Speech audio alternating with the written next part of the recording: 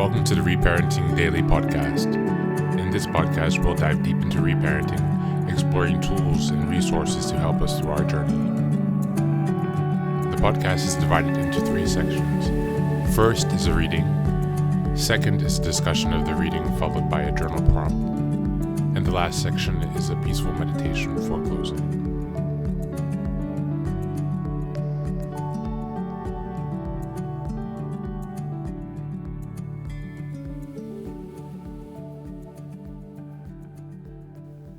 Good morning, good afternoon, and good evening from whenever and wherever you're joining us.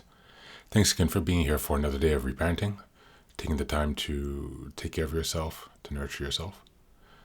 Today, we're going to listen to a lecture from Marie-Louise von Franz.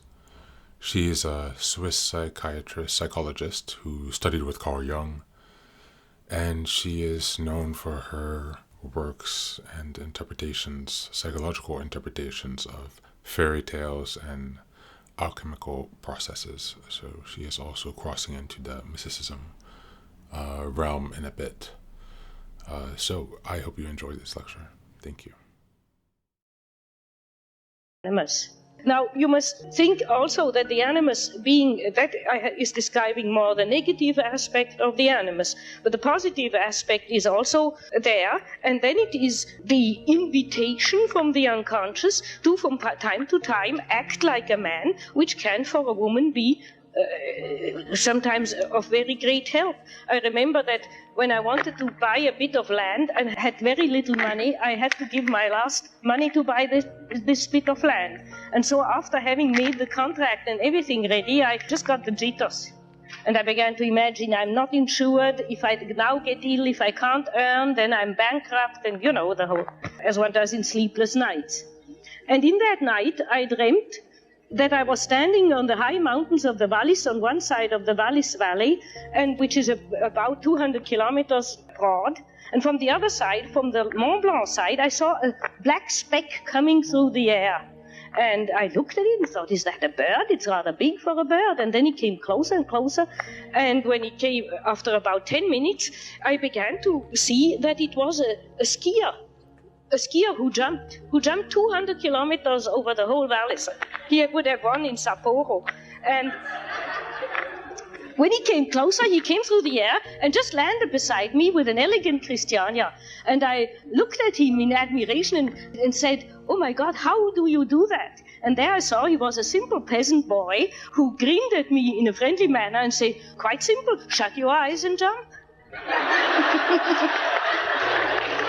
Now, you see, I took the hint, and I said to myself, shut your eyes and jump, and just sign the contract, though I was shivering in my boots. Now there, I let the animus be possessing me. I mean, it was an animus act, but I let it possess me because I thought this was a positive figure of me, and he was compensating my feminine tendency to be anxious and afraid. And therefore, I accepted the suggestion.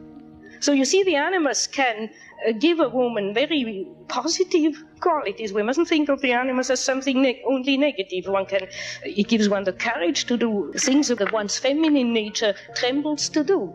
But it is again a question, as it was touched this morning, to discern the spirit, who is who, and to have it out with these inner figures and to make up your mind. I made up my mind quite consciously. Now I'm going to follow this peasant boy, because I felt he was something in me which had this kind of blind nature-colored courage, and I felt this from looking at the figure in the dream. He was a kind of healthy peasant, and so I said yes to him and incorporated him.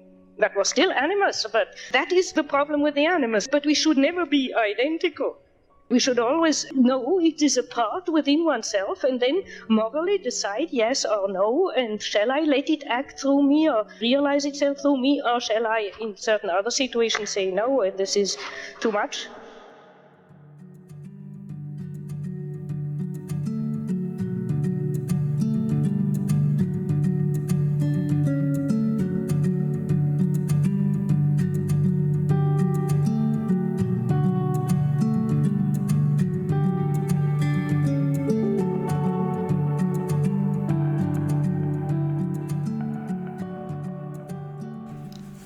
Hello and welcome back.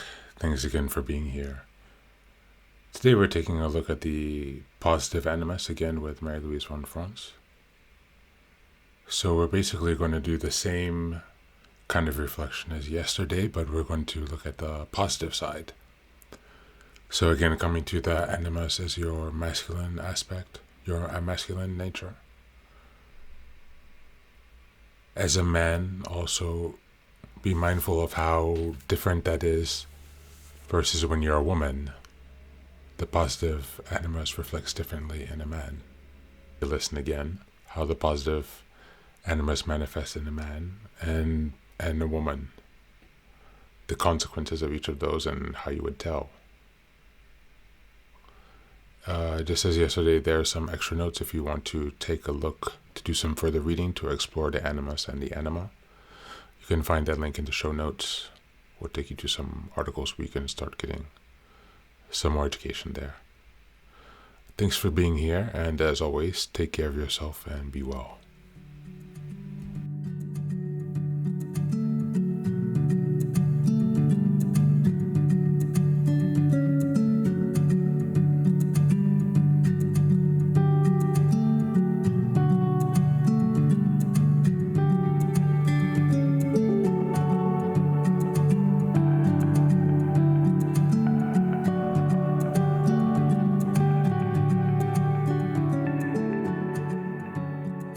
And now, let us move on to the final section, the meditation.